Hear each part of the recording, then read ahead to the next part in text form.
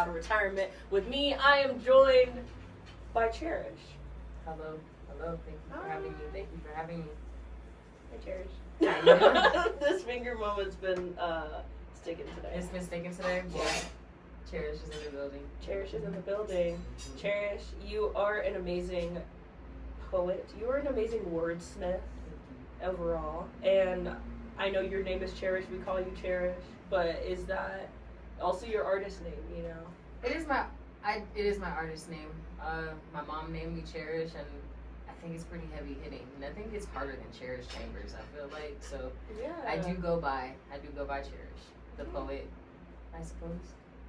And just like one single, you know? Yeah. Just one, just Cherish. It's effective, you know? Do you know why your mom named you Cherish? So from what the story that I've been told, it's been changed quite often. Oh. My mom is a great storyteller. I should call her mid-interview, right? But she had a friend in high school who couldn't have kids, and that lady's name was Cherish. And she always said that when she had a little girl, she would name her daughter Cherish. And I'm the second daughter of my mom, so I guess she felt it was right with me, and so she named me after her friend. And her friend has since passed, so R.I.P. Auntie Cherish. But.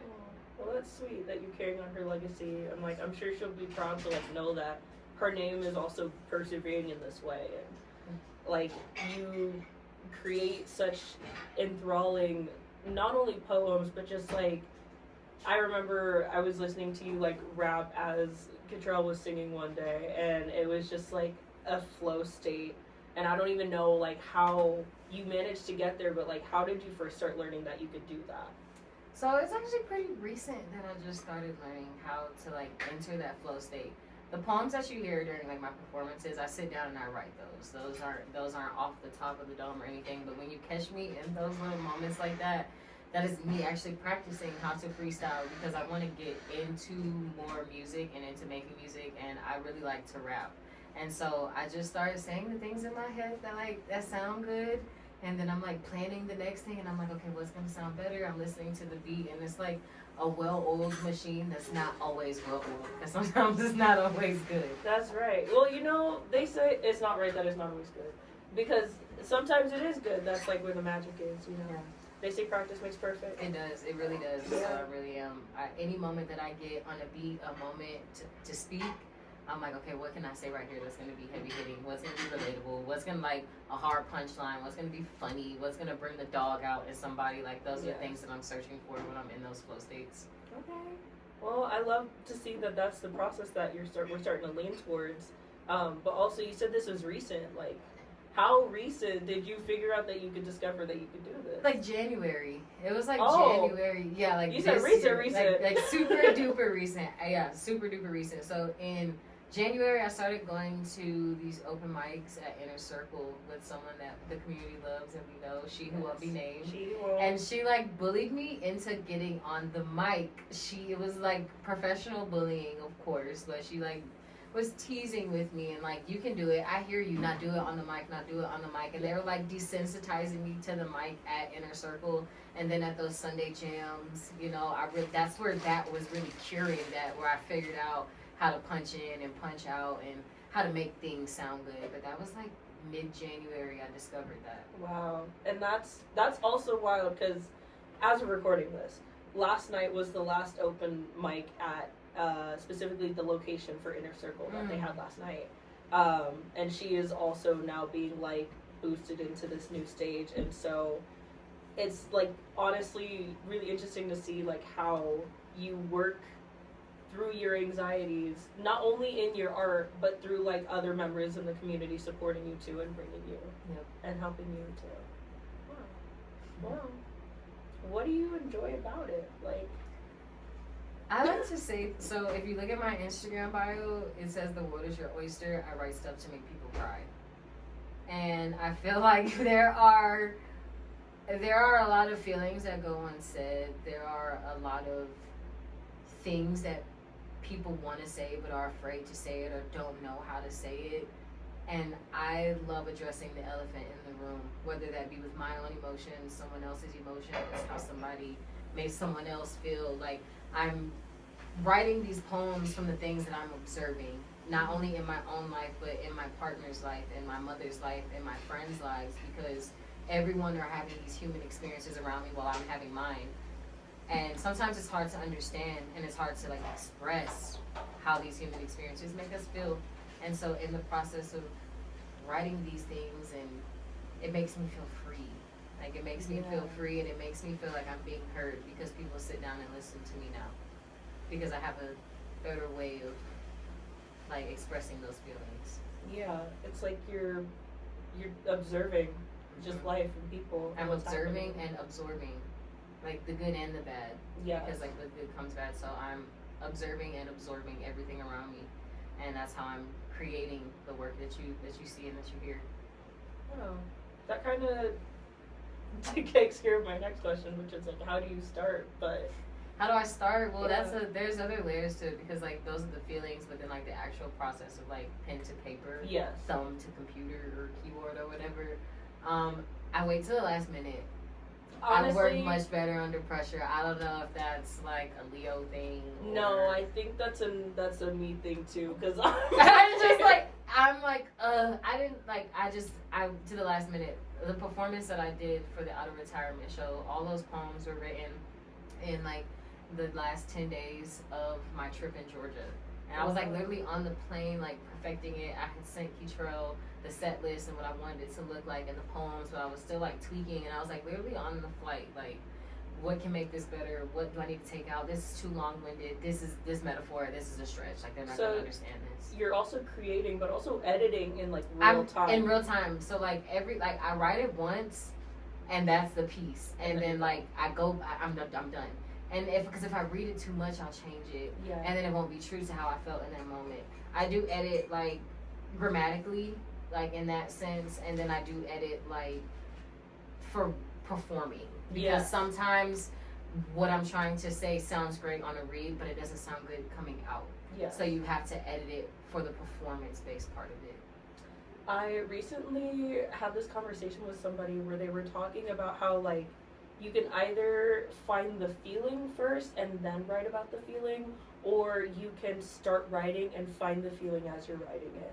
And so just based off how you're describing it, it seems like you observe what's happening, and from there you're kind of doing like a mix of both. It is almost like a mix of both. So like another huge part of my process is like a game that I play every day, like with anybody who I'm around. I like to make up people's lives, like watch people and make up like he's a single dad, he's going through a divorce, he has 3 kids, the middle son don't like him, he's receding, so you know that's why his wife left him, she probably cheated and she's fighting for custody. I love to put a good story on somebody that I don't know, you know, just to like, you know, and I'm so pretty like, sure this is how they wrote the Reba theme song. It probably, a single mom who works too hard, loves her kids, never stops. They were sitting at a coffee shop watching her like struggle with them 2 kids. And that's how that theme song was written. And so I just like to make sure that what I'm writing is genuine to the experiences that I'm having, because I'm never going to write about anything that I've never been through or anything that I've never experienced. That's real.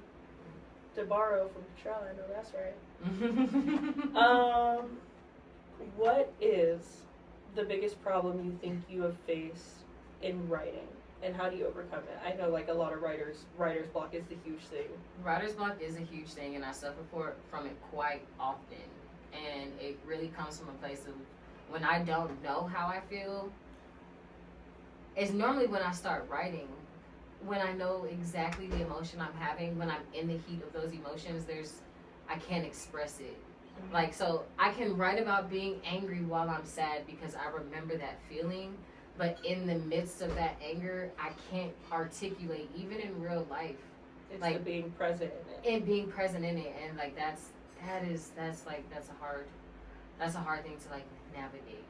So I think I spend most of my time when I'm writing these pieces just making sure that like, am I trying to make up how this feels and figure out like how I would feel, or is it coming from a place of this is exactly how I felt, and this is the best way that I can put it into words. Because I don't want to leave anyone guessing how I feel at the end of my pieces. Okay, yeah. It's like you're observing what you just went through. Mm-hmm. I like that. It's like if they call it ego death when people do shrooms, you know? Yeah.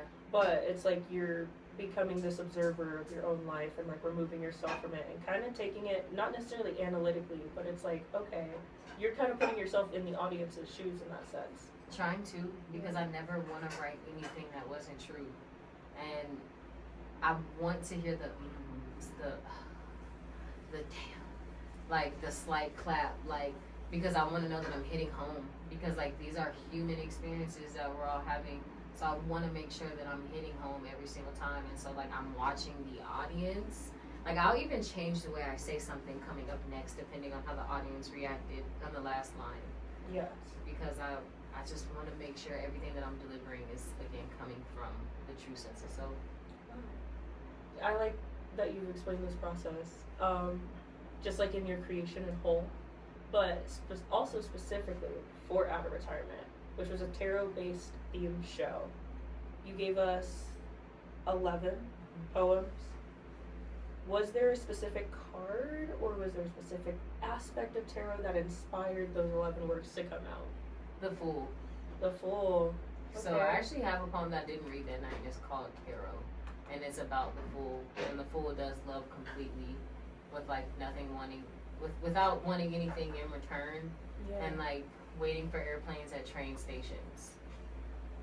I feel like that sometimes, and I feel like that is what stood out the most.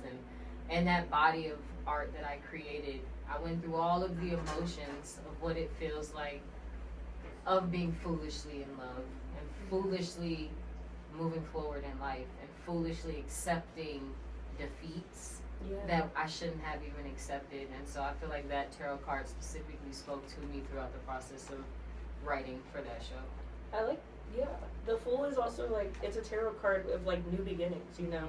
You said you really started reading like avidly in January, and this, in a way, it's kind of like you at the beginning of this journey and like everything's starting to take off.